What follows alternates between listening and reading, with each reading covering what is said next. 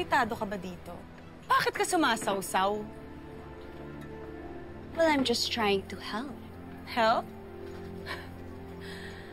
Bakit mukha ba kaming helpless, ha? Hey, you know what? I think the right term is hopeless. On point ka doon. I love it. Shut up, no? Hindi namin kailangan yung unsolicited delulu moments nyo. Or energy, whatever. Girl, kumalma ka.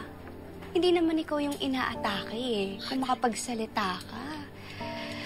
Well, we're just trying to offer a solution.